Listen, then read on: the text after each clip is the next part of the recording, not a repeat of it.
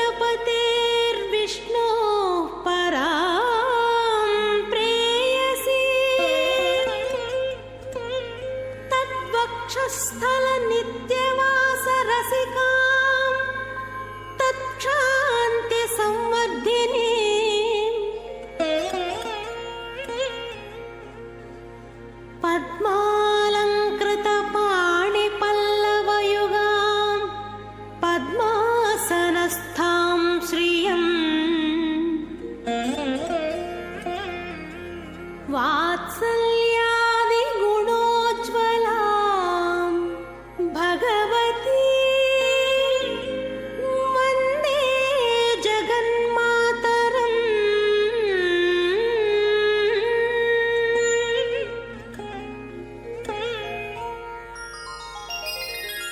మీ యొక్క ఆచార్యులను గురువులను குலதெய்வத்தனு பிரார்த்தனை செய்யண்டி. எல்லாரும் உங்களுடைய ஆச்சாரியனை குலதெய்வத்தையை பிரார்த்தனை பண்ணுங்கோ. தாயாரையும் பெருமாளையும் பிரார்த்தனை பண்ணுங்கோ. ஓம் அஸ்மத் குருப்யோ நமஹ, அஸ்மத் பரமகுருப்யோ நமஹ, அஸ்மத் பரமேஷ்டி குருப்யோ நமஹ, அஸ்மத் சர்வகுருப்யோ நமஹ. वंदे लक्ष्मीपतिं देवं शंखचक्र गदाधरं विद्यामूर्तिं हयग्रीवं शब्दार्थज्ञानलब्धये अमृतात्मा तमेगावम् अमृताहरणं विभुं श्रीपाञ्चरात्र आगमाचार्यं वंदे वैकुण्ठभूपतिं शुक्लाम्बरधरं विष्णुं शशिवर्णं चतुर्भुजं प्रसन्नवदनं ध्यायेत् सर्वविघ्नोपशान्तये। यस्यद्भिरदवक्त्राद्याः पारिषद्याः परस्सतं विघ्नं निघ्नन्ति सततं विश्वक्सेनं तमाश्रये. అందరూ సంకల్ప ముద్రలో కూర్చోండి. எல்லாரும் సంకల్ప ముద్రలో వకాందుకోంగో. మీ యొక్క గోత్రములు, నామధేయ నక్షత్రము, కుటుంబంలోని సభ్యుల యొక్క నామధేయ నక్షత్రము మనసులో ఒకసారి సంకల్పాన్ని చేయండి. సంకల్ప విధానం తెలిసిన వారు సంకల్పాన్ని చేయండి. సంకల్ప విధానం తెలియని వారు అమ్మవారిని స్వామివారిని ప్రార్థన చేయండి. எல்லாரும் సంకల్ప ముద్రயில உக்காந்துக்கோங்கோ. உங்களுடைய கோத்திரம், நாமதேய நட்சத்திரம், குடும்பத்தில் எல்லாருடைய நாமதேய நட்சத்திரம் மனசுல ஒரு வாட்டி சங்கல்பத்தை பண்ணுங்கோ. சங்கல்ப விதானம் தெரிஞ்சவா சங்கல்பத்தை பண்ணுங்கோ. சங்கல்ப விதானம் தெரியாதவா தாயாரையும் பெருமாளையும் பிரார்த்தனை பண்ணுங்கோ. சர்வேஷாம் பக்தஜனானாம் க்ஷேமஸ்தைரிய விஜய வீரிய அபய ஆயுராரோக்கிய ஐஸ்வர்ய அபிவிருத்தியர்த்தம் தர்மார்த்த காம்யமோக்ஷ சதுர்வித फलपुरुषार्थ सिद्ध्यर्थम मनोवांछता फलसिद्ध्यर्थम राजद्वारे सर्वकार्य अनुकूलता सिद्ध्यर्थम आरोग्य दृढ़गात्र वज्रशरीराभिवृद्ध्यर्थम लोकक्षेमार्थम श्री पद्मावती श्रीनिवास कृपाकटाक्ष सिद्ध्यर्थम कल्याण महोत्सवम आचार्य मुखेन अद्य करिष्ये सर्वं श्री वेंकटेशार्पणमस्तु. गोविंदा. महालक्ष्मी नमः. देवदेव महादेवे त्रिकालज्ञ महेश्वरः करुणाकर देवेशु भक्तानुग्रहारक அஷ்டோத்திரசதம் லக்ஷ்மியாம் ஸ்ரோத்துமிஷ்யாமி தத்வதா என்று அந்த தாயாரை செவித்துக்கொண்டு பக்தர்களே, இன்று ஆவணி அவிட்டம், ரக்ஷா பந்தனம், ராக்கி பௌர்ணமி என்று இப்படி விசேஷமான நன்னாளிலே எம்பெருமான் திருவேங்கடமுடையானுடைய திருநக்ஷத்திரம் சிரவணம், திருவோணம். அப்படிப்பட்ட இந்த நன்னாளிலே திருச்சானூர் பத்மாவதி தாயாரை சேவித்துக்கொண்டு அவளுடைய கல்யாண உற்சவத்தின் நேரடி ஒளிபரப்பின் வர்ணனையாளர் திருமதி ஏ. அருணா. விஸ்வக்சேன ஆராதனை ஆரம்பிப்பதற்கு முன்பு அர்ச்சக சுவாமி கூறிய சங்கல்ப மந்திரங்களை நாம் கேட்போம். இதோ இப்பொழுது விஸ்வக்சேனருக்கு விசேஷமான ஆராதனை செய்யப்படுகிறது. பக்தர்களே, அந்த வேங்கடவனின் அருளும் தாயாரின் கருணா கட்டாட்சம் நமக்கு கிடைக்க வேண்டி சேவித்து கொள்ளலாம் லக்ஷ்மி தேவியை. லக்ஷ்மி தேவி என்றால் மகாலட்சுமி, மகாலட்சுமி என்றால் பத்மாவதி தாயார் திருச்சானூரிலே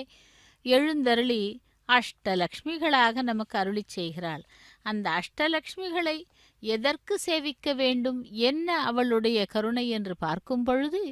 மகாலட்சுமி என்றால் அஷ்டலக்ஷ்மிகள் என்றும் ஒவ்வொரு நாமத்திற்கும் ஒவ்வொரு சிறப்பு பெயர் உண்டு. ஆதிலக்ஷ்மி, வித்யாலக்ஷ்மி, தனலக்ஷ்மி, தானியலக்ஷ்மி, தைரியலக்ஷ்மி, விஜயலக்ஷ்மி, சந்தானலக்ஷ்மி என்று இப்படி 8 வகைகளாக அந்த தாயாரை நாம் சேவித்து கொள்ளலாம். ஆதிலக்ஷ்மி என்பவள் உலகத்துக்கே காரணம். பிராட்டியின் தூண்டுதலினால் பெருமாள் உலகத்தையே படைக்கிறார். அவளின் சந்தோஷத்திற்காக, அவளுடைய அங்கீகாரத்திற்காக உலகை படைக்கிறார். அப்படிப்பட்ட ஆதிலக்ஷ்மியை நாம் தினந்தோறும் சேவிக்கலாம். அடுத்து வித்யாலக்ஷ்மி, 32 வித்யைகள் உபாசனை முறையில் நமக்கு வழங்குபவள். உபனிஷத்துக்கள், வேதங்கள் எல்லாவற்றிலும் இவளை போற்றுகின்றன. அப்படி வித்யாலக்ஷ்மியை நாம் சேவித்தோமானால், வணங்கினோமானால், அந்த தாயாருடைய பரிபூர்ண கல்வி வித்யை எல்லாம் நமக்கு அருளி செய்து நம்மை காத்தருள்வாள். அதேபோல் கஜலக்ஷ்மி, திருச்சானூரிலே நாம் பத்மாவதி தாயாரை கஜலக்ஷ்மியாக சேவித்து கொண்டிருக்கிறோம். ஏனென்றால் பார்க்கடலிலிருந்து லக்ஷ்மி ஆவிர்வவித்த பொழுது அந்த லக்ஷ்மி வருவாயே அது உருவானத போல 8 திசைகளிலிருந்தும் யானைகள் பன்னீர் சொம்புகளை ஏந்தி வந்தமையால் பூமாரி பொழிந்து அவளை சேவித்து கொண்டிருக்கின்றன. இதோ நாம் பார்க்கும் காட்சியும் அப்படித்தான் உள்ளது. மாங்கல்யங்களை சேவிக்கலாம். தாயாருடைய திருமாங்கல்யங்களை சேவித்து கொண்டு விஸ்வக்சேனாராதனை சுத்தி புண்ணியாவஜனத்தை சேவிப்போம். அடுத்ததாக எந்த ஒரு காரியத்தை செய்தாலும், செயலை செய்தாலும், கைங்கரியங்கள் செய்தாலும் முக்கியமாக நமக்கு வேண்டியது தைரியம். அந்த தைரியத்தை கொடுப்பவள் தைரியலக்ஷ்மி. பெருமாளை நாம் பற்றப்போகிறோம், பெருமாளுடைய திருவடிகளை நாம் பற்றப்போகிறோம் என்ற எப்படி என்றால் அதற்கான தைரியத்தை ஊட்டுபவள் இந்த தைரியலக்ஷ்மி. பெருமாள் எங்கோ இருக்கிறார், அவரை நாம் எப்படி பற்ற முடியுமா என்ற சந்தேகம் வரும்பொழுது நமக்கு தைரியத்தை கொடுப்பவள். அப்படிப்பட்டவள் தைரியலக்ஷ்மியாக நமக்கு அருளி செய்கிறாள். அதேபோல் எந்த ஒரு காரியத்தை செய்தாலும் வெற்றிகரமாக, விஜயமாக நமக்கு முடித்து தருபவள் விஜயலக்ஷ்மி. வெற்றியை கொடுப்பவள். வெற்றி என்றால் எந்த வெற்றியையும் நமக்கு அளிப்பவள். நம் சம்சார கடலிலே நீந்திக் கொண்டிருக்கும் பக்தர்களுக்கு வெற்றியை கொடுப்பவள். பெருமாளுடைய கருணையை ஜெயிக்க வேண்டும், அந்த கருணையை நமக்கு கொடுப்பவள் தான் விஜயலக்ஷ்மி. அப்படி அஷ்டலக்ஷ்மிகளை சேவித்துக் கொண்டிருக்கிறோம். प्रकस्पृष्टभिः वरिष्ठैर्देवमण्डभिः आग्नेयकृत्वे पुनाहिमा येन देव अपुनात तेनापो दिव्यङ्गसः तेन दिव्येन ब्रह्मणा इदं ब्रह्म पुनेमहे विश्वापाने रध्येते ऋषिभिः सम्पतोरसं सर्वस्वदिदपादनस्वना पावमानरोध्येते ऋषिभिः सम्पतोरसं तस्मै सरस्वते दुहे क्षीरकं सर्पिर्मधुकमं पावमाने स्वस्तयनेः सुदुघागपदस्पते ऋषिभिः सम्पतोरथः ब्राह्मणे समतकं हितं पावमानेऽन्तरन्तुमा इमं लोकमदागमं कामान् समर्दयन्तनः देवीर्देवी समावृताः पावमाने स्वस्तयनेः सुदुघागतश्चतः ऋषिभिः सम्पतोरथः ब्राह्मणे समतकं हितं येन देवा पवित्रेण आत्मानं पुनते सदा तेन सहस्रतारेण पावमान्यं पुनन्तु मां प्राजापत्यं पवित्रं सतोज्जातं हिरण्मयं तेन ब्रह्मविदो वयं भूतं ब्रह्म पुनेमहे इन्द्रश्चैवे सगमा पुनाद सोमश्चस्यावरुणश्च मात्या यमो राजा अप्रमुदा पुनाद जातवेदामोज्जयन्त्या पुनाद भूर्भुवः स्वः तत्संयोरावृणेमहे गातं यज्ञाय गातं यज्ञपतये दैवी स्वस्तिरस्तनः स्वस्तिर्मानुषेभ्यः ऊर्ध्वं जगादवेषजं सन्नो अस्तद्धिपदे संशतश्वते ॐ शान्तिः शान्तिः शान्तिः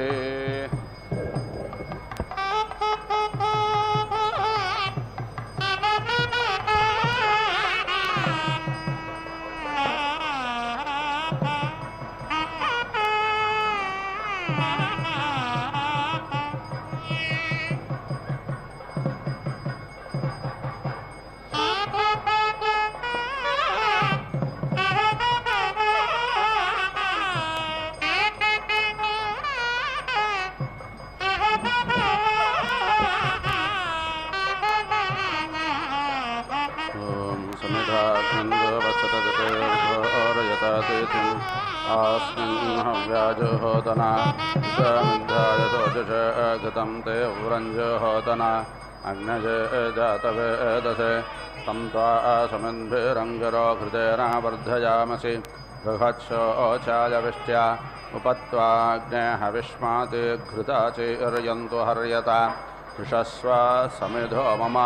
भूर्भुवस्वद्यौरेव भूम्ना भूमिरेव वरिम्ना तस्यास्ते पृथिविदे वैजनपृष्ठे अग्निमन्नादमन्नाद्याजादधे आजङ्गौ पृष्ठे रक्रमे तथा तन्मातरं पुरः पितरं च प्रयन् स्वाहा अन्तश्चारतिरोचनास्य प्राणादापानति व्याख्यान्मगिषो दिवं दृग्सद्दामविराजति वाक्पादङ्गायाधीयते प्रतिवस्तोरहद्यभिः अग्निञ्जोदिशन्तावायुपते प्राणवते स्वर्गाग्रस्वर्गायोपदधामि भास्वाति अग्निञ्ज्योतिज्योतिरग्निस्वाहा सूर्यज्योतिषन्तावायुपते प्राणवते स्वर्गाग्रस्वर्गायोपदधामि भास्वाति सूर्यो ज्योतिज्योतिःसूर्यस्वाहा सजोर्देवेन सवित्रा सजोरात्रेन्द्रावत्या जुषानो अग्निर्वेदस्वाहा सजोर्देवेन सवित्रा सजोरुषसेन्द्रावत्या जुषानः सूर्यो वेदस्वाहा इह पुष्टिं पुष्टे पतिर्दधात्विह प्रजाग्रामयतु प्रजापतिः अग्नज गृहपतये रजमते पुष्टे पतये स्वाहा अग्नय अन्नादायान्नापतये स्वाहा अनमित्रं मे अधरागारमित्रमुदकृधे इन्द्राणमित्रं पश्चान्मे अनमित्रं पुरस्कृधे इन्द्रः पश्चादिन्द्रः पुरस्तादिन्द्रो अस्मा अभिपात विश्वताः इन्द्रो जगा अग्गततां मना अग्गसविशोचेनां विश्यतात् समिधा च समिद्धो मे अग्नदेदिः समेधाते अग्नदेध्यासम् उपप्रयन्तो अध्वरं मन्त्रं वोचेमाग्नये आरे अस्मदासन्पदे अग्निर्मूर्धादिवक्ककुप्पदे पृथिव्या अयम् अपाङ्गरिता अग्रहृजन्वदे उभावामिन्द्राग्ने आहुवद्या उभारादातः सहमादयध्ये उभाधातारा आयुषाग्रायीणामुभावाजश्च सातये हुवेवाम् अजन्ते यो नृत्ययो यतो जातो अरोचथाः तञ्जानन्नग्नारो आधानो वर्धयारयम् अजमिह प्रथमोधाय दातभिर्होता यज्येष्ठो अध्वरेष्वेड्याः यमप्नावानो मृगावविरुचर्वणेडचित्रं विभ्वं विषेविषे अस्य प्रत्रामणुद्युदग् शुक्रन्दो दुग्रे अक्रायः पयःसहस्रसामृषिं तनोपाग्नेशतन्वं मे पाक्यायुर्दाग्नेस्यायुर्मे देहि वर्चोदाग्नेशि वर्चो मे देहि आग्नेयन्मे तन्वा ऊनं तन्मा प्रेणा इन्धानास्त्वासतग् हिमा अद्युमन्तग् समे धीमहे वयस्वन्तो वयस्कृतग् सगस्वन्तस्वगस्कृतं आग्नेयदपत्तदम्भानमदब्धासो अदाभ्यं चित्रावसो सुस्थिते परमासेय समतमग्नसूर्यस्य वर्चासा कथाः समर्षेणाङ्गस्तुतेन सम्प्रियेण धाम्ना समहमाजोषा संवर्चसा सम्प्रजया सग्राजस्पोषेणग्मिषेय अन्तस्थान्धो वो भक्षेय महस्तमहो वो भक्षेय ऊर्जस्थोर्जं वो भक्षेय राजस्पोषस्तराजस्पोषं वो भक्षेय देवातिरमद्दमस्मिन् योनास्मिन् गोष्ठेऽस्मिन् क्षयेऽस्मिन् लोके इहैव स्थितो मापागत सग्रहितासे विश्वरूप्योर्जामावेशगोपत्येन उपत्वाग्ने दिवे दिवे दोषावस्तद्धिया वयं नमो वरन्दये मासे राजन्दमध्वराणां गोपामदस्य ते देवी वर्धमानगस्वेदमे सनप्यते वासूनवेग्ने सोपायनो भव रजस्वानस्वस्तये अग्ने त्वन्नो अन्तमुवतत्राता शिवो भावावरोध्याः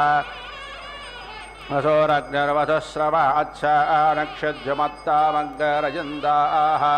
तं द्वादो जिष्टदे दिवः सुम्नायानो न मे महसकिभ्यः स नो बोधिष्वदेहवामरुष्यानो अघायतस्सामस्मात्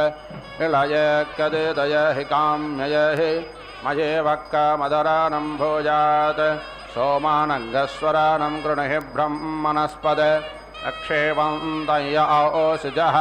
यो रेवान्यो आमे वहावासवित्पुष्टिवर्धनः सानास्येषक्त्वजस्तुरः मानस्सग्गसो अरारुषो धोक्तिप्रणङ्मर्त्यस्य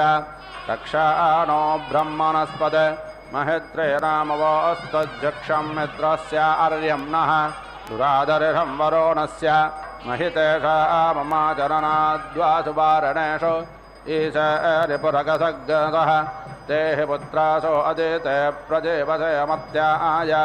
ज्योतिर्यच्छं ददश्रं कदाचनस्तरे राशिनेन्द्राजस्य सिदाशुषे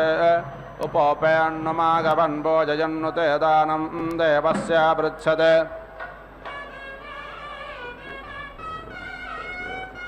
परेते दूरभोरथोऽस्मा अश्नोत विश्वताः येन रक्षासि दासुषाः समिद्धो मा समद्धय प्रजया च धनेन च भूर्भुवस्सु प्रजा प्रजया भूजासं सुवीरो वीरे सुपोषपोषैः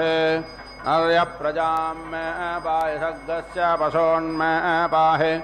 आगन्म विश्ववेदसमस्त्वम्भ्यं वशवित्तामम् अग्ने सम्राळपिज्यं नमपि सह आयच्छस्व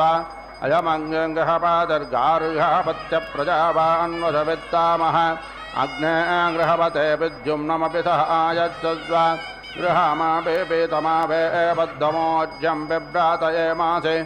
ऊर्जं बिभ्रद्दस्वपनाः सुमेधा गृहाणैमिमनाशमोदमानः येषा मध्येति प्रवसन्नेषो सौ मनसो बहुः गृहाणपक्वयामहे तेनो जानन्तु जानतः उपाहूता यह गाव उपाहूता अजावजाः अतो अन्नस्य कैलाल उपाहूतो गृहेशो नः क्षेमायवशान्ति प्रपद्ये शिवग्गसग्मग्गसंयोः संयोः प्रघासिनो अवामहे मरुदच्चरदादः करम्बेण सजोषतः यद्ग्रामे यदरण्ययत्सभायां यदिन्द्रिये यदेनश्च कृपा वयमिदं तदवायजामहे स्वाहा मोषो न इन्द्रात्र विच्छुदेवैरस्तहिष्मा ते दुष्पिन्न भजाः महच्छिद्यस्य मेलुषो यव्याः विष्मातो मरुतो वन्दाते गीः अक्रं कर्म कर्मगतः सह वाचा मायो भुवा देवेभ्यः कर्म कृत्वा स्तं प्रेताथ भुवः अवाभृतनिजं वरनजरुराशनिजं पुन अवादेवेद्देवकृतमेनो याशिषमवमर्तेरमत्यागतं पुरुरावणो देवऋषस्पाहे पूर्णादर्विपरापदशपोर्णा पुनरापहता भस्नेव विक्रेणावह इषमोज्जग्गासतकृतो देहि मे ददानि ते निमे देहि निते दधौ निहारन्निहारामि ते निहारन्निहाराति मे स्वाहा अक्षण्णमे मदन्तज्ञप्रिया दोषत अस्तोषतस्वभानवो विप्राणविट्टयामतेजो जान्विन्द्रते हरे दुषन्द्रसं त्वापजं मघवन्वन्दिषेमहे प्रणोनं पूर्णबन्धुरस्ततो जासि वसाव अनुजो जान्विन्द्रते हरे मनोन्बाहुवामेन राजग्रसेन स्तोमेन पितॄणां च मन्माभिः आनायेतु मनः पुनः कत्वे दक्षाय जीवसे योक्च सूर्यं दृशे पुनर्न पितरो मनो ददातु दैव्यो जनाः जीवं व्रातग्गददेमहे भजग्गसोमं व्रते तव मनस्तनोष बिभ्रातः प्रजावन्तसजेमहे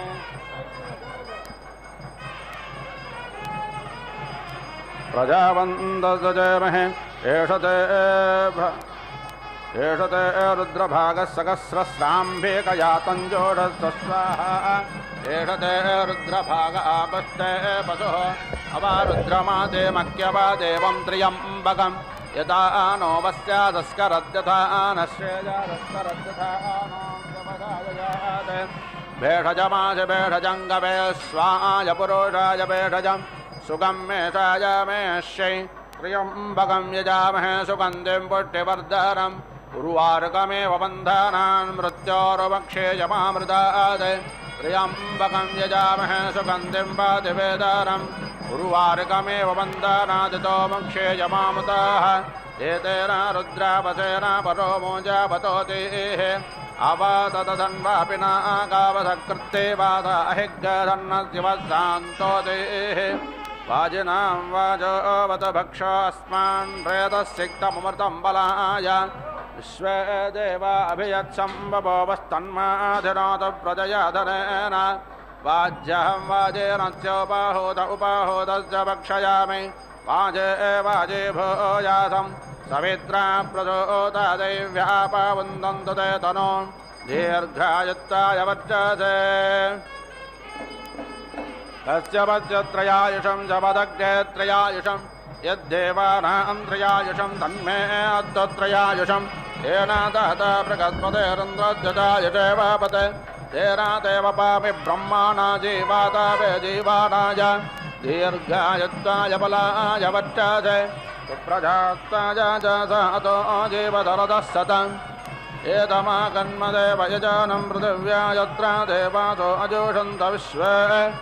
ऋक्सामाभ्याग्सन्तरन्तो यजुर्भिराजस्पोषेण समिषामादेम इमापस्समो मे सन्तु देवेरजाधेत्राजस्वधिदेमैनग्हिग्गासीः आपो अस्मान्मातरस्वन्धयन्तु घृतेरानो घृतः पुनन्तो विश्वग्गाहिरिप्रं प्रवहन्ति देवीरुदितां भ्रष्टचिरापूतयमे दीक्षातपदास्तनोराजितां त्वा शिवाङ्गसग्मां परेदते भद्रं वर्णं पुष्यन् महीनां पयोऽसि वत्सोदासि वत्सो मे देहि वृत्रस्य कनेनाकाशचक्षुर्दासि चक्षुर्मे देहि चित्पदर्मा पुनातु भाग्पदर्मा पुनातु देवो मातपिता पुनात्तच्छिद्रेण पवित्रेण सूर्यस्य रश्मिभिः तस्या ते पवित्रपते पवित्राबोधस्तयत्कामः पुनदच्छाकेयम्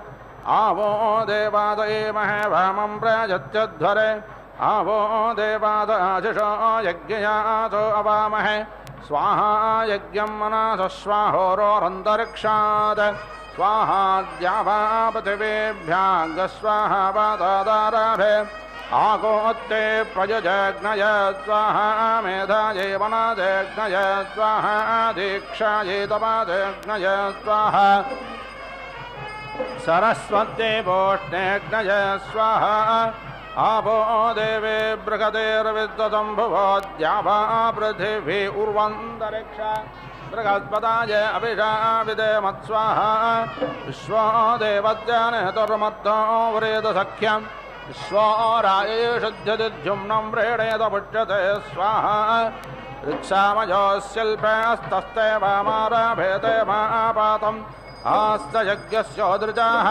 सर्मा मे यज्जनमत्ते अस्तु मामाहिग्गसेः ऊर्गस्याङ्गिरस्यूर्णं रधा ऊर्जं मे यच्छ सोमस्य नेविराज विष्णोः सर्माज सर्म यजमानस्य इन्द्रश्च योनिरदतु तस्यास्कृशेष्कृधि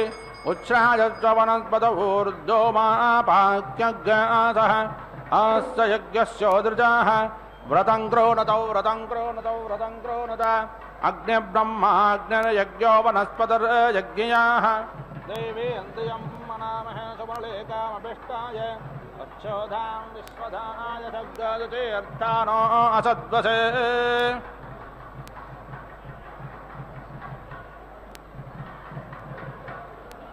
येदमागन्मदेव यजानं पृथिव्या यत्रा देवासो अजोषन्त विश्वे दक्षामाभ्याङ्गसन्तरन्तो यजुर्भिराजस्तोषानसमिषामादेमा मा पश्यमो मे सन्तु देवीरोषधेत्राजस्वस्वदेते मैनग्गहिग्गसीः आपो अस्मान्मातरः सुन्धयन्त घतेनानो घतः पुनन्तो विश्वग्रहं पवहन्त देवेरुदिदाभ्यसुचिरापोतय मे दीक्षा तपसोस्तनोराजतां त्वा शिवाग्सग्मां वरे दधे भद्रं वर्णं पुष्यन् महीनां पयोऽशिवत्सोदाशिवत्सो मे देहि वृत्रस्य कणेनाकाशचक्षुर्दाशचक्षुर् मे देहि चित्पतर्मा पुनातु वाक्पतर्मा पुनातु देवो मासपिता पुनात्तच्छिद्रेण पवित्रेण सूर्यस्य रश्मिभिः तस्य ते पवित्रपदे पवित्रबोधश्च यत्कामपुण्यतच्छगेयम् आवो देवाद इमहे वामं प्राजत्यध्वरे आवो देवाद आशिषो यज्ञयासो अवामहे स्वाहा यज्ञं मनसः स्वाहोरोरन्तरिक्षात् स्वाहाद्या वा पृथिवीभ्याङ्गस्वाहावतदारभे आको उत्ते प्रजजज्ञय स्वाहा मेधायै मनाजज्ञय स्वाहा अधीक्षायै तपजज्ञय स्वाहा सरस्वत्ते पोष्णेज्ञय स्वाहा आपो देवी बृहतेर्विश्वसम्भुवोद्या वा पृथिवी उर्वन्तरिक्षा बृहस्पताय अभिषा विदेमत्स्वाहा विश्वो देवस्य रेतुर्मत्तो व्रेतसख्यं विश्वो रायेषुद्यतिद्युम्नं व्रेणेत पुष्यते स्वाहा भिक्षामयो शिल्पे अस्तस्ते वामारभेते मापातम् आस्य यज्ञस्य दृजाः शर्माज शर्मा मे यच्चनमस्ते अस्तु मामाहिग्गसीः ऊर्गजाङ्गरचूर्णं रथा ऊर्जं मे यच्छ सोमस्य नेविराज विष्णोः शर्माज शर्म यजमानस्य इन्द्रश्च योनिरदतस्यास्कृशेष्कृधि उच्छ्रायज्वनस्पत ऊर्ध्वोमापाक्यज्ञासः आस्य यज्ञस्य दृजाः व्रतं कृणुत अग्निब्रह्माग्निर्यज्ञो वनस्पतिर्यज्ञियाः देवी अन्धियं मनामहे सुमलेकामभिष्टाय अर्चोदां विश्वदाय सद्गतीर्थानो असद्वसे ये देवा मनो जाता मनो यजो दक्षगतवः तेन वन्तु तेन पान्तु तेभ्यः स्वाहा स्वात्रा पीता भावत यूयमापो अस्माकमन्तरुदरे दुसेवाः ता अस्मभ्यामयक्ष्मानमेव अनागतस्वतन्तु देवीरमुदा आरुदावृदाः यन्ते यज्ञया तनोरपो मुञ्जामिन प्रजाम् अग्रहोमुज स्वाहा आगता पृथिवी मा वेसत पृथिव्या सम्भाव अग्ने त्वग्गसुजा गृहिभजग्गसुमन्तषेमहे रक्षाणो अप्रायुच्छन् प्रधेन पुनस्कृति पुनर्मणः पुनराजुर्माघात् पुनश्चक्षुः पुनः श्रोत्रं माघात् पुनः प्राणः पुनरात्मा माघाद्वैश्वानरो अदब्धस्तनोपा अग्निर्मापादुरितादावज्यात् त्वमग्नें व्रतपात् देव आमर्तेष्व त्वं यज्ञेष्वेड्याः राष्ट्रयः सोमा भूयो वर देवो नः सभितावसो अर्धतवस्वदात् एषा ते सुक्ततनोरेतर्जत्तस्तया सम्भावभ्राजं गच्छ जूरास धृता मनसा जुष्टा विष्णावे तस्या अस्ते सत्यधावस प्रसवे तनुयन्त्रमासे यस्वाहा चन्द्रमास शुक्रमस्य मृतामसि वैश्वदेवमासि चिदासि मनासि धीरासि दक्षिणासि क्षत्रयासि यज्ञयासि दीतिरस्य भयतश्रेष्णे सारः सुप्राचे सुप्राचेचे भव मित्रस्त्वापतिबध्रीतां पूषाध्वानस्पात्विन्द्रायाध्यक्षाय अणुत्वा माता मन्यता मनो पिता न भ्राता सकड्भ्यो न सकाशयोत्यः साधे विदेवमच्छेहीन्द्राय सोमम् रुद्रस्तावर्तयतः स्वस्य सोमा सखा पुनरेहि वस्वस्य दीतिरस्यादित्यासि रुद्रासि चन्द्रासि बृहस्पतिष्वासुम्नेरं नादरुद्रोवसोभिराजके अदित्यास्त्वामूर्धन्नाजि कर्मिदेव यजने पृथिव्याः इळायास्पादमासि घृतवत्स्वाः अस्मे रावस्त्वास्मे ते बन्धोः द्वे राजो अस्मे राजाः मा वयग्राजस्पोषेण वयोष्मतो राजाः समख्ये देव्या धिया संदक्षिणयोरचक्षस माम आयुप्रमोषीर्मो अहं तव वीरान् विदेय तव देवि सन्द्रसि एष ते गायत्रो भागयति मे सोमाजभ्रूत देश ते त्रैष्टो भो भागयति मे सोमाजभ्रूतात् एष ते जागतो भागयति मे सोमाजभ्रूताच्छन्दो मानानाग्साम्राज्यं गच्छतादिति मे सोमाजभ्रूतात् आस्माको शुक्रस्तेऽग्रक्यः विजितस्त्वापि चन्वन्तो अभित्यं देवग्गदवितरमोऽन्यो कविक्रतुमच्छामि सत्यसावग्गरत्तधामभि प्रियं मतिं कविम् ऊर्ध्वायस्यामतिर्वादिद्युतः सवेमणिहिरण्यपाणिरममेत सुक्रतुकृपा स्वाहा प्रजाभ्यस्त्वा प्रजास्त्वानुप्राणन्तो प्रजास्त्वमानुप्राणेः चन्द्रं त्वा चन्द्रेण क्रेणामि शुक्रेणामृतामृतेन सग्मेते गौरस्मेते चन्द्राणि तपासस्तनूरासि प्रजापतेर्वर्णाः परमेण पशुना क्रियते सहस्रपोषं पोषेयं मित्रो नये हि सुमिन्द्राध्यायेन्द्रस्योरुमावेश दक्षिणम् उषन्नुसन्दग्गस्योनस्योनं श्वानभ्राजाङ्गारे पम्भारे अस्तसुगस्तकृशानो एते वस्सोमक्रियानात्तान् रक्षध्वं मावोदपन् परिमाग्नेतश्चारिताद्भातस्वामासुचारिते वज उदायुषास्त्वायुषो दस्ताममृता अनु प्रतिबन्धामपद्मगे स्वस्तिगामानेकसं येन विश्वा परिद्विषो प्रणक्ति विन्दते वसु आदित्यास्त्वगश्चदित्ते सदासीद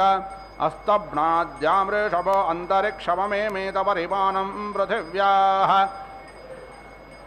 आसीदद्विश्वभुवाराणि सम्राड्विश्वेत्तानि वरोरस्य व्रतानि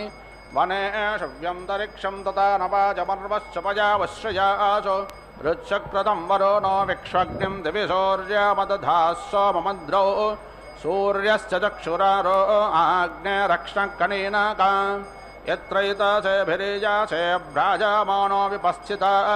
उश्रायेतं दूर्वाहो युज्येथ मनश्रु अवीरहणौ ब्रह्मचोदरौ स्वस्ति यजमानस्य गृहान् गच्छतं भद्रो मे प्रजावस्तु भुवस्पते विश्वान्यभिधामानि मात्वा परिपरिणो विदन्मात्वा परिपन्थिनो विदन्मात्वा वृगाघायवो विदन् सेनो भूत्वा परापतयजमानस्य गृहान् गच्छतन्नो सग्गस्गताम् नमो मित्रस्य वरोरस्य चक्षासे महादेवाय तदतग्गसा पर्यत दूरे दृशे देवजाताय केतवे दिवस्पुत्राय सूर्याय सग्गसत वरोणस्योत्तम्भरमसि वरोणश्च स्कम्भसज्जाने स्तः वरोणश्च रथसदन्नसि वरोणश्च रथसदारमसि वरोणश्च रथसदानीमासीद या ते धामानि अभिषायजन्ति ता ते विश्वा परिभूरस्तु यज्ञम् गजस्पारप्रतरानः सुवीरो वीरः प्रजाराजो मधुर्यान् अग्नेस्तनूरासि विष्णावेत्त्वा सोमस्य तनूरासि विष्णावेत्त्वा अतिथेरादित्यमासि विष्णावेत्त्वा स्येनाजत्वा सोममृते विष्णावेत्त्वाग्नये अत्वा राजस्पोषते विष्णावेत्त्वा अग्नेज्जनित्रामसि विषाणो स्तः उर्वस्यस्य अजुरासि पुरूरवासि गायत्रेण त्वाच्छन्दाथ बन्धामित्रयष्टोभेन त्वाच्छन्दाथ बन्धामि जागतेन त्वाच्छन्दाथ बन्धामि भवादन्नः समानसौ स चेतसा अरेपसौ मा यज्ञज्ञहिज्ञजिष्ठं मा यज्ञपातिं जातवेदसौ शिवो भावतमज्जनाः अग्ना अग्निश्चारति प्रविष्टऋषीणां पुत्रो आभिषस्तिपावा सरस्योरस्य यजाय देहदेवेभ्यो हव्यग्सतमप्रायच्छन् स्वाहा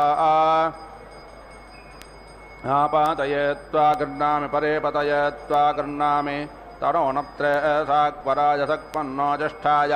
अनादिष्टमस्य रादिष्यं देवारामोजाः अनाभिषस्यभिषस्तिपानभिषस्तेऽन्यम् अञ्जादा सत्यमुपाकेशग्सु पितेमाधाः अग्ने अमृतपास्त्वेव्रतपाः यातवा तनोर्यज्ञसामयियाममा तनोरेषा सा त्वयि सहरौ व्रतपते व्रतान्यनो मे दीक्षां दीक्षापातिरमग्गस्तानुतपस्तपस्पतिः अग्गसुरग्गसुष्टे देवसोमाप्यायतमिन्द्रायैकदनविदे आतुभ्यमिन्द्रप्यायतामात्तमिन्द्रायप्यायस्व आप्यायजास्मान् सखे संन्यामेधया स्वस्ति ते देवसोमसुत्यामधुरचामतेजा येष्टाराजप्रेषे भगाय ऋतमृतपादिभ्यो नमो दिवे नमः पृथिव्यै याते अग्नेयस्तया तनोरवरजट्टागक्वरेष्ठ उग्रं वच अपावदे त्वेषं वच अपावधीत् स्वाहा याते अग्नेरजस्सया तनोर्वरजट्टागक्वरेष्ठ उग्रं वच अपावदे त्वेषं वच अपावधीत् स्वाहा याते अग्ने हरिषया तनोर्वरजष्टागक्वरेष्ठ उग्रं वच अपावदे त्वेषं वच अपावधीत् स्वाहा तप्ताजानेमेऽसि वित्ताजानेमेऽसि अवाथान्माव्यतिथमवाथान्मानादितं विदेरग्नेर्नभो नामाग्ने अङ्गिरायुनानां नेहि योऽस्यां पृथिव्यामस यत्तेनादिष्ठन्नामा यज्ञयन्ते नत्वा दधे विदेरग्नेर्नभो नामाग्ने अङ्गिरायुनानां नेहि यो द्वितीयस्यां पृथिव्यामस यत्तेनादिष्ठन्नामा यज्ञयन्ते नत्वा दधे विदेरग्नेर्नभो नामाग्ने अङ्गिरायुनानां नेहि यस्तृतीयस्यां पृथिव्यामस यत्तेनादिष्ठन्नामा यज्ञयन्ते नत्वा दधे अनुत्वादेव वीतये सिज्ञज्ञातपत्तदा हि देवेभ्यः कल्पत्वसिज्ञज्ञातपत्तदा हि देवेभ्यः सुन्दत्वसिज्ञज्ञातपत्तदा हि देवेभ्यः शुम्भस्व इन्द्रघोषस्तावसोऽपि पुरस्तात्पातु प्रदेतास्त्वा रुद्रैः पश्चात्पातु मनोजवास्त्वा पृथिविर्दक्षिणतः पातु विश्वकर्मात्वादित्यैरुत्तरतः पातु इदमहं तप्तं वार्वाहिद्दायज्ञान्निःसृजामि सिज्ञज्ञासि स्वाहा सिज्ञज्ञस्यादित्यवनिः स्वाहा सिज्ञज्ञासि ब्रह्मवनिक्षत्रवनिः स्वाहा सिज्ञज्ञासु प्रजापतिः राजत्पोषवनिः स्वाहा सिज्ञज्ञस्यावाह देवान्यजमानाय स्वाहा भूतेभ्यस्त्वा ध्रुवो पृथिवीन्द्रग्गाः ध्रुवक्षितः सन्तरिक्षं द्रग्गाः अक्षतक्षताचिदिवं द्रग्गाः अग्नेर्भस्मास्यग्ने पुरेशमसे युञ्जते वनावत युञ्जते दियो विप्रा विप्रस्य पृगतो विपश्चिताः विहोत्राददेवयुना विदेकजन्मये देवस्यादविदुः परिष्ठतिः इदं विष्टरविचक्रमे त्रेधारिदः देवतम् समोङ्ग्लमञ्चवाग्सुरे स्वाहा इरावतीधेनमतेः भूतग्सूयवचने मनावेदतश्च विस्कभ्नारोदसे विष्णयेते दादत्ता पृथिवीमभितो मयोखैः स्वाहा देवस्तुतो देवेष्वाघोषतं प्राचीप्रेतमध्वरं कल्पयन्ते ऊर्ध्वं यज्ञन्नायतं माजग्वरदं सङ्गोष्ठमावादतं देवी दुर्ये आयुर्मानुर्वाजिष्टं प्रजां मानुर्वाजिष्टम् अत्रारमेथां वष्टन् पृथिव्याः विष्णोर्नुकं वीर्याणि प्रवोचय्य पार्थिवानि मम रजाग्नसि योऽस्कामायदुत्तारग्गसतस्तं विचक्रमाणत्रेधोरोगायो विष्णावेत्वा दिवो वा विष्णुमुत वा पृथिव्यामगो वा विष्णुपुरोरन्तरिक्षात् उभाय गतावसोना प्रणस्वा प्रयच्छ दक्षिणादो दशव्याद्विष्णावेत्वा प्रदद्विष्णुस्तपते वीर्येण मृगो न भीमग्गोचरोगिरिष्ठाः यस्य ऋषदृशविक्रमाणे स्वदिक्षियन्ति भुवारान् विश्वा विष्णोरराटामसि विष्णोश्चप्त्रे अस्तो विष्णोस्योराज विष्णोध्रुवोऽसि वैष्णवमासि विष्णवे त्वा देवस्य त्वात विदुप्रसवेश्वरोर्बाहुभ्यां पोष्णो हस्ताभ्याम् आदतेनार्यसीदमहङ्गरक्षसो ग्रीवा अपि गृन्दामि मृगन्नासि मृगद्रावा मृगतेमिन्द्रायवाचं वद रक्षोहणं बलगहनं वैष्णवी इदमहं तं बालकमुद्दापामयन्नो निष्ठोय ममात्योऽनुजगान इदमहं तं बालकमुद्दापामयन्नः समानो यमसमानो नुजगान इदमहं तं बालकमुद्दापामयन्नः सपन्धुर्यमस बन्धुर्नुजगान इदमहं तं बालकमुद्दापामयन्नश्च जातो यमस जातो नुजगानोत्कृत्याङ्किरामि स्वरालासपत्रः सत्रराळस्य विमातिः जनरालस्य रक्षोः सर्वरालस्य मित्रः रक्षोहणो बलगहन प्रोक्षामि वैष्णवान् रक्षोहणो बलगहनो वहनयामि वैष्णवान् रक्षोहणो बलगहनो वस्त्रणामि वैष्णवान् रक्षोहणो बलगहन उपादधामि वैष्णवे रक्षोहणो बलगहनौ पर्योहामि वैष्णवे वैष्णवमादि वैष्णवास्थ योगसेज आजस्रम्भूतं भूतं चित्रकेवानाभान् सम्भार योदिष्मागस्तेरोचनो रोचमानः शोभनः शोभमान कल्याणः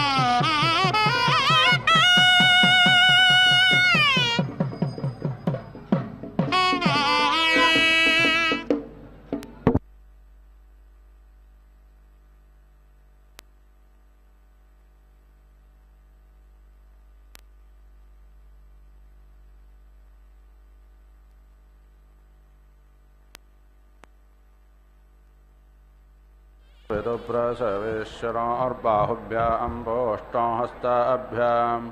आददेनार्यसीदमहङ्गरक्षसो ग्रीवा अपि कृन्दामि यवो च यवजास्मन्द्वेषो यवजारातिः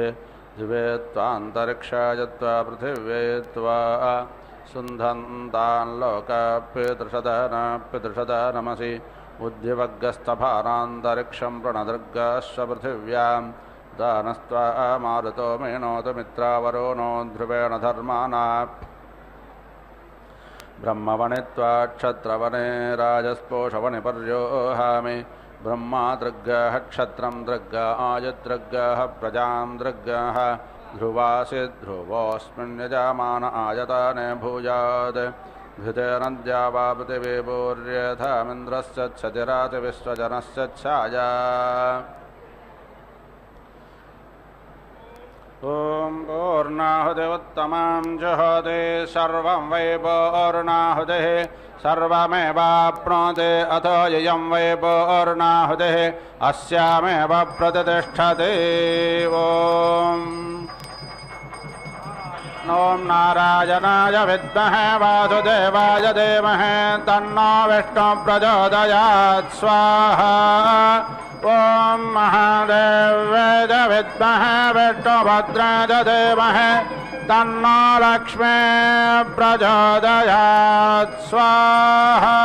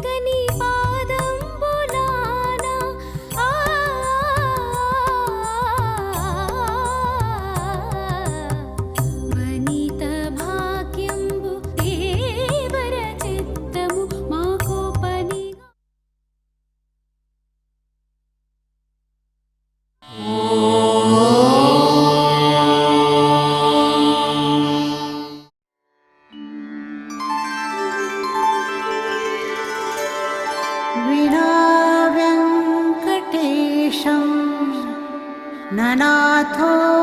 ननाथः सदा वेङ्कटेशं स्मरामि स्मरामि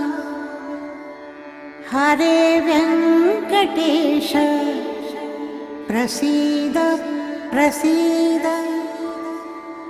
प्रियं वेङ्कटेश प्रयच्छ प्रयच्छ